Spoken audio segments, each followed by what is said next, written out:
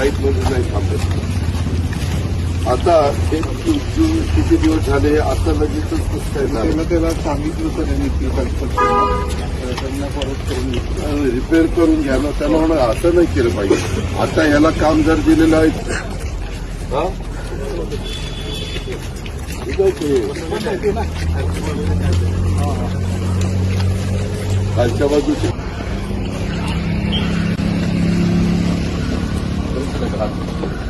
आता उठा काढला पाहिजे. मित्रा हे मित्रा इथं पण जर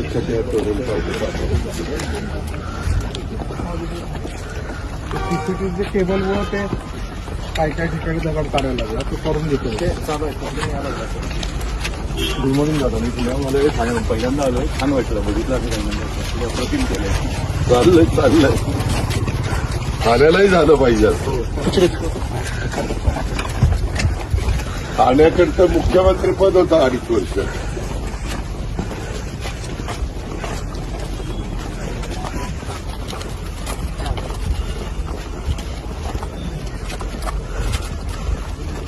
हे लवाळ आहे ना संस्थांचं कुणाचं पटलं पाहिजे.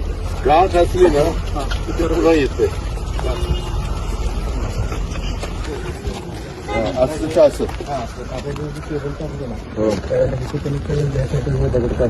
मान्य आहे. परंतु हे कंटिन्यू असंच असं होणार.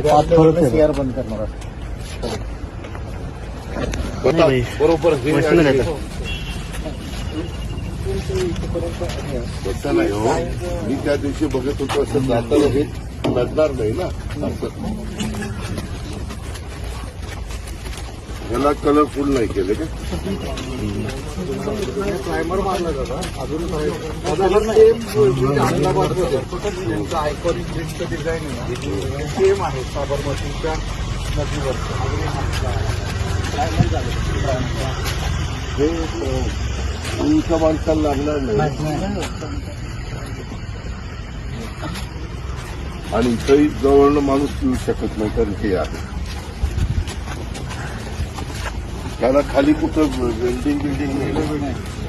तसं नाही रे. चोरामारी करायचं नव्हतं. आता कुठे जायचं?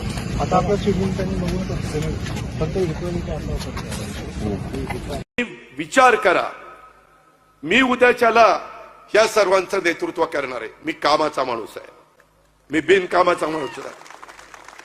मी शब्दाचा पक्का आहे. मी थोडासा कडक असेल पण विकास कामाकरता कडक आहे. तुम्ही बघा पिंपरी चिंचवड मधले रस्ते, फ्लायओव्हर, बाकीची कामं कुणालाही जाऊन विचारा कुणाच्या काळामध्ये झाली. का मधल्या 9 वर्षामध्ये इथं जी कामं रेंगाळली. किती दिवस मेट्रोची कामं चालली. ट्रॅफिकच्या समस्या सोडवायला नको.